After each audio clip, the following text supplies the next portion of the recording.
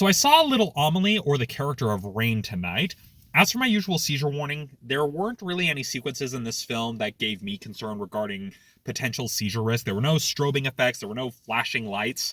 And given that this is a French animated film, I imagine a sequence featuring such things would probably explode the budget. So this film should be considered relatively safe. Again, I'm not a doctor. I'm not an expert on photosensitive epilepsy by any means. Those of you who actually live with photosensitive epilepsy, use your best judgment. This film should be considered relatively safe. Now, those of you who have no idea what this film is, it is a French animated film, and the story follows the perspective of a Belgian girl who's the daughter of a diplomat growing up in Japan. From my understanding, it's based on a biographical memoir. I'm not sure the exact title of it, I'm not sure the specifics of it, but it definitely feels like it. And I would definitely have to say this. When it comes to the film as a whole, it is very much one of those very cerebral, existential sort of films. And I don't mean that in a sense that it's a pretentious. It's just that that's the type of story it's trying to tell, where it's exploring some surprisingly deep themes. This, not really so much in spite of, but it's very much one of those things where it's really hard to say despite, because it's not like they're doing things in spite of limitations. It's just that you're given a protagonist who is essentially a toddler experiencing the world and a lot of the different complexities of the world for the very first time.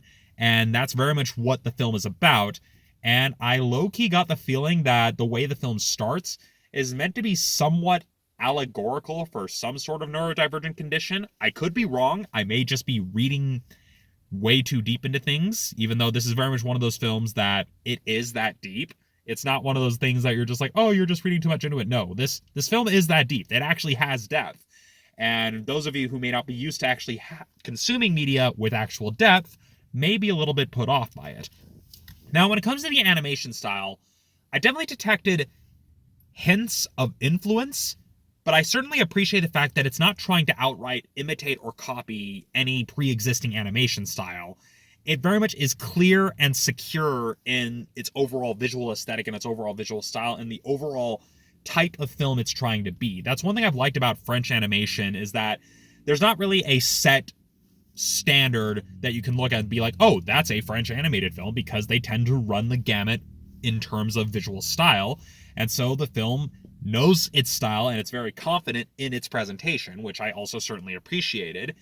And it definitely leads to a few interesting visuals here and there. When it comes to the overall story as a whole, it does drag in a few places, mostly because it doesn't really follow a traditional three-act structure, nor does it really follow what we would consider the normal episodic structure seen in films that are trying to tell a larger story. Like, yeah, you have kind of vignettes and moments that tie together to a larger theme, but the way it's paced and the way it's presented doesn't really follow a structure that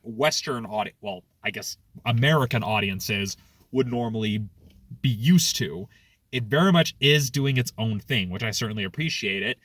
It just did lose me a little bit because it felt like it kind of meandered in a few places. But at the same time, this is definitely one of those films that you have to be in the right mindset to watch. Like I said, it covers some pretty deep topics, because although the main character is a child, a literal toddler, this film explores things like grief and death and overall existential dread. It just does it in a way where you're seeing a lot of these things through the lens of a child, and how a child is trying to process a bunch of emotions for the very first time. And it was really, really fascinating to see. So I'll simply say this.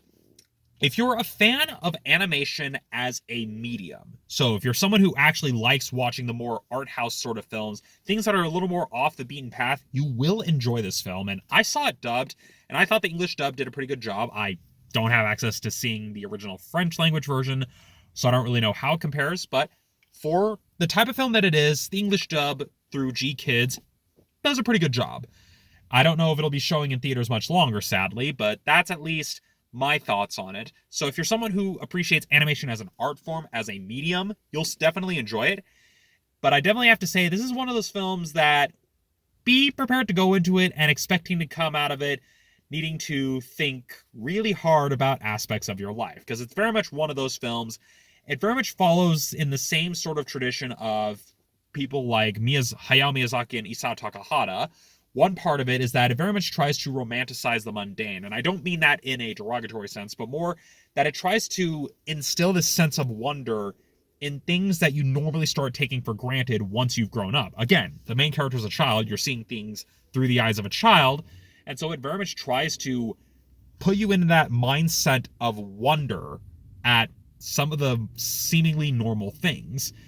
And I like that you can see hints of influences from figures like Miyazaki and Takahata, but the film isn't out to imitate those styles. It very much is a case where you can tell the people making it like grew up watching a lot of these other films and have those influences, but still made sure to make this their own thing. And that's something I certainly appreciate. So, like I said, this is a film that will make you think very deep things about life, but if you're someone who appreciates animation as an art form, you'll really enjoy it.